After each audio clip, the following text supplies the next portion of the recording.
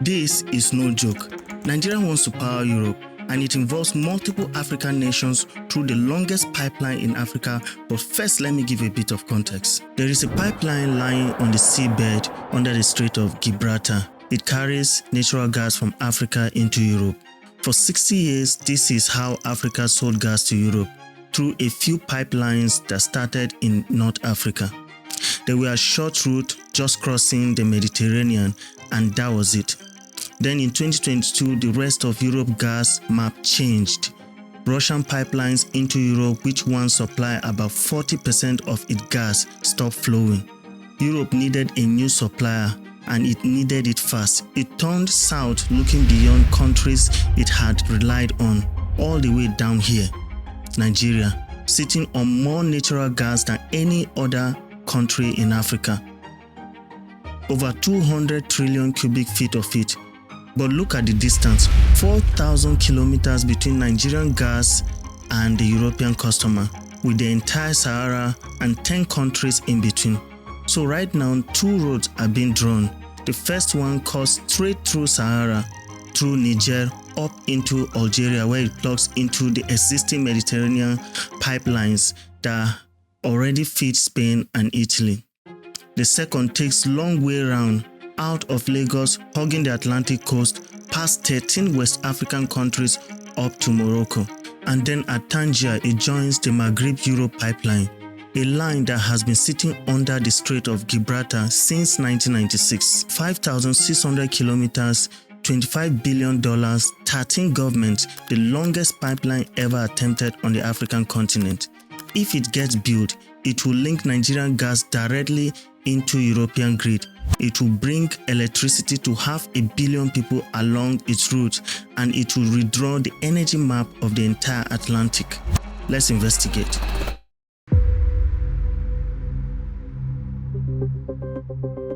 In 2024, 9 countries on earth burned 3/4 of the world's flared gas. Nigeria is one of them. And while most countries are slowly bringing the practice down, Nigeria is going the wrong way.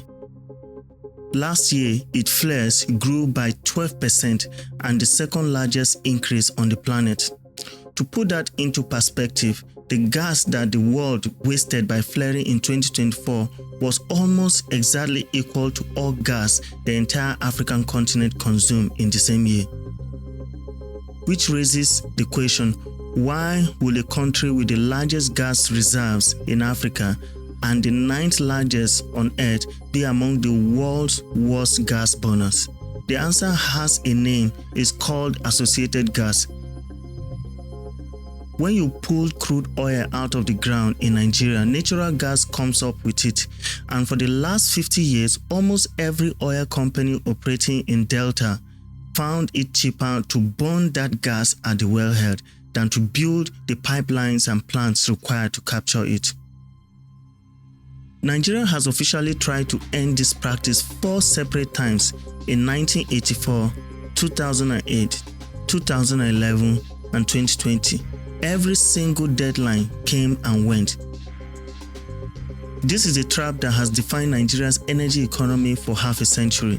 The clearest place you see this trap is Lagos. 20 million people, the largest city on the African continent, and most of its factories, office buildings, and middle-class homes do not run on national grid. They run on diesel generators, burning roughly $14 to $22 billion worth of fuel every year.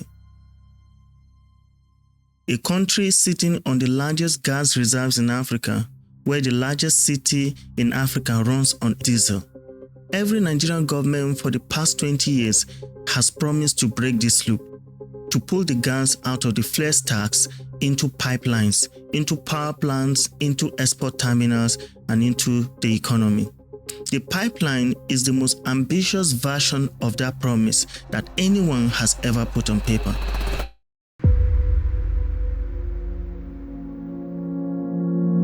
Before 2022, this was Europe gas map. 5 major pipelines, all starting in Russia. Together, they supplied about 45% of the gas Europe consumed. Gas heating homes in Germany, powering factories in Italy, generating electricity in Poland, it was the largest energy trade relationship in human history, built on the belief it will never end. Then on February 24th, 2022, everything completely changed. Within 18 months, 4 out of 5 Russian pipelines into Europe went dark.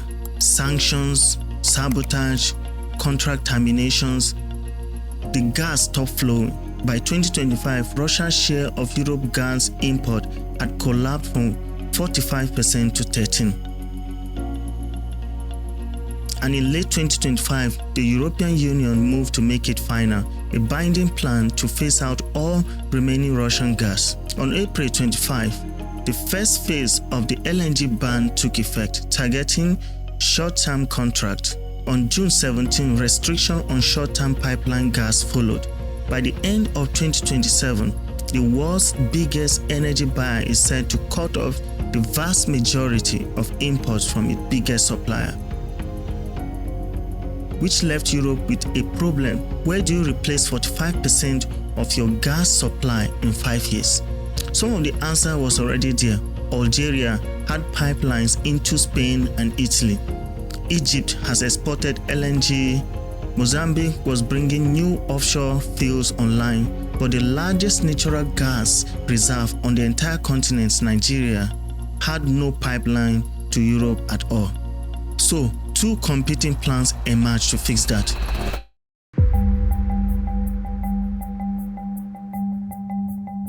Before we get to those 2 competing visions, you need to understand that this is not the first time someone has tried to push Nigerian gas across borders. In 2011, a project called West African Gas Pipeline came online. 678 kilometers of mostly offshore pipe running from Itoki terminal in southwestern Nigeria through Benin, Togo, and Ghanaian waters, ending a gas-fired power station in Takoradi. It was the first regional gas transmission system in sub-Saharan Africa.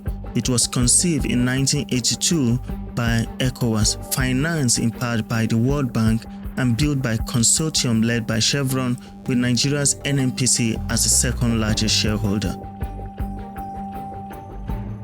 The West African Gas Pipeline was supposed to be transformative. In some ways it was. It now supplied gas to power plants in Benin, Togo, and Ghana that would otherwise burn imported oil. But it was also a difficult education for everyone involved.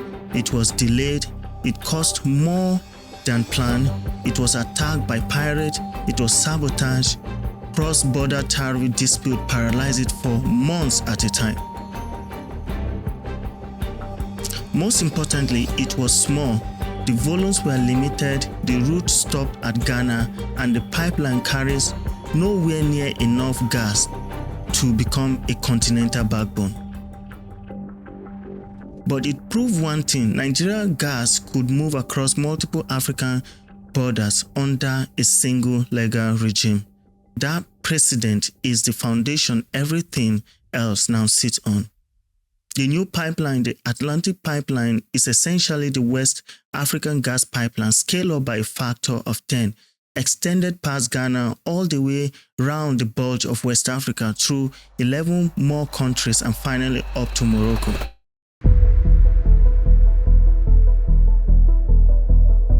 There are 2 ways to get Nigerian gas to Europe. The first one is called the Trans-Saharan Gas Pipeline. It cuts a near straight line north from Niger Delta through Niger into Algeria and connect to existing pipelines that already run under the Mediterranean to Spain and Italy. It's shorter by over 1,000 kilometers, it's cheaper by $12 billion, and critically, it's partially built. About 60% of the route is already in the ground, mostly inside Nigeria and Algeria, where 2 countries have been quietly extending their domestic network toward each other for years.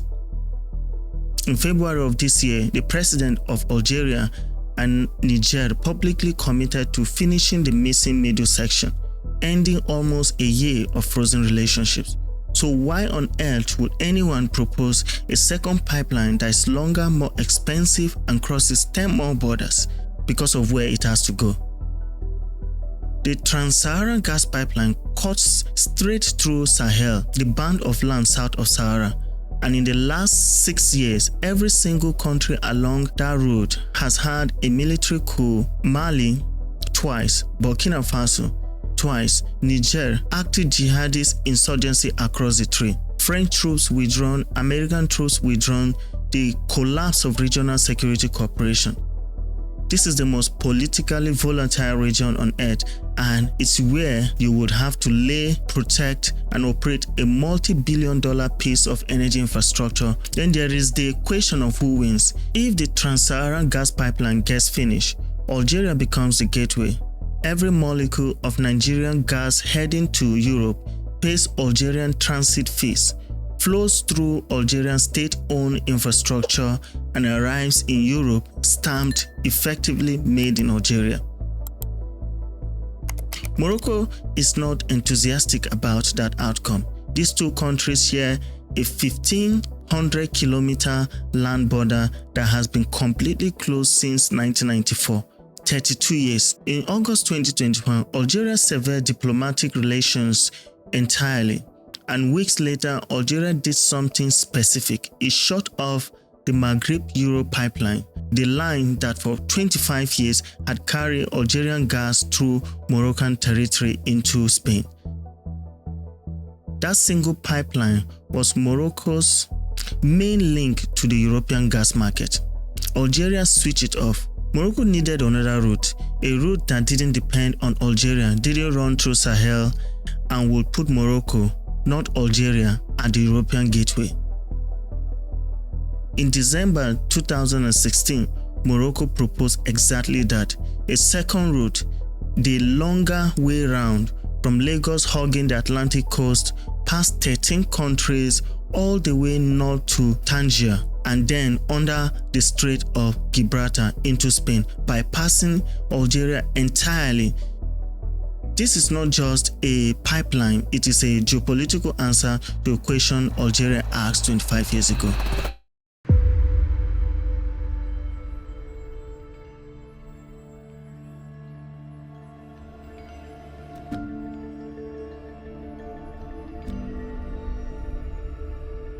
The Atlantic route does something the Saharan route can never do. Instead of cutting straight north through one of the most dangerous corridors on the continent, it traces the entire west coast of Africa, Nigeria to Benin, to Togo, to Ghana, to Cote d'Ivoire, to Liberia, to Sierra Leone, to Guinea-Bissau, to Gambia, to Senegal, to Mauritania, and finally up to Morocco.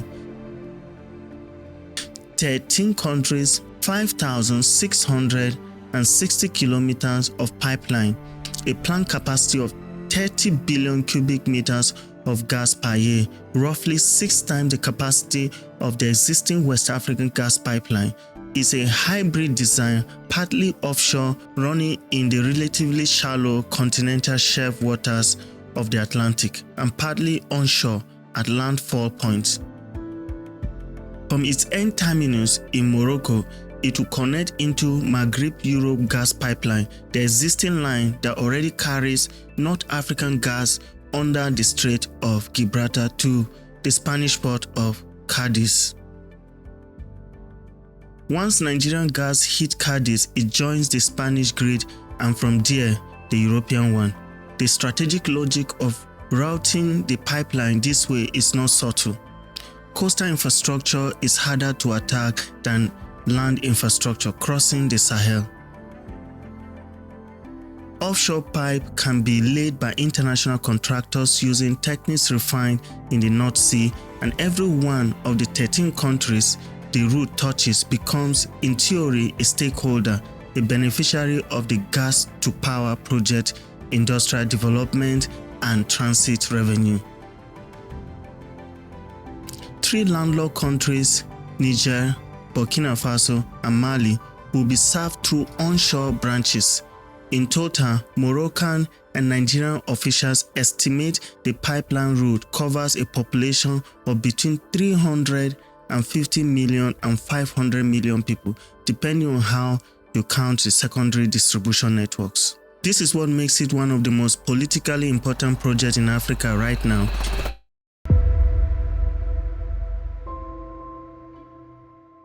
Building a single offshore pipeline that connects 13 jurisdictions is technically the most complicated thing the African energy sector has ever attempted. The route runs from wet mangrove-laced delta region in Nigeria through the warm shallow waters of Gulf of Guinea around the bulge of West Africa, where the continental shelf narrows past the Cape Verde Island into colder, deeper Atlantic of Mauritania, and finally to landfall in Morocco. Every segment of that route has different seabed conditions, different currents, different sediment types, and different fishing economies and different environmental regulations. 10 coastal countries between Nigeria and Morocco have to permit it. The project leadership, Nigeria's NNPC Limited and Morocco's National Hydrocarbons Office, has chosen a design philosophy that is the only one that could plausibly work given those constraints. They are not building it as one continuous project requiring one global financing decision. Instead, the pipeline is being designed in segments, each capable of operating independently. Phase 1, Morocco southward into Mauritania and Senegal. This is the most logical first segment because the gas is already there. The Greater Tortue Ameyin field of the Mauritania-Senegal maritime border started producing on the last day of 2024. First LNG cargo shipped in April. Phase 2 of the field is already in negotiation. Ghana to Cote d'Ivoire, extending the existing West African gas market westward using infrastructure that already partly exists from the older West African gas pipeline. Phase 3, the hardest one, closing the gap between Ghana and Niger Delta and finally connecting Nigerian gas to the entire chain. Each phase is designed to operate on its own. Each one has its own contractor, consortium, its own financing pool, its own delivery schedule. If phase 3 slips by 5 years, phases 1 and 2 will ship gas. This project is being funded in a very different way from most big infrastructure projects. There isn't one single decision that all governments and all lenders must approve at the same time. Instead, each part of the project finds its own funding, hires its own contractors, and follows its own timeline. This approach is slower and more complex, but it works because it doesn't require 13 countries to agree on everything at once. According to the statement from Morocco's National Office of Hydrocarbons and Mines, the first gas could start flowing around 2031. The full project will then be completed in stages over the next 15 years. Whichever route reaches Europe first, the Saharan corridor through Algeria or the Atlantic corridor through Morocco, Africa will have done something that previous generations of African policymakers only theorize about. It will have built a piece of energy infrastructure on a continental scale, financed substantially by African institutions, governed by African Intergovernmental Authority, and selling into the largest energy markets in the world. If you love definitive African infrastructure project like this, please like and subscribe, and let me know in the comment section what you think about this project. See you on the next one.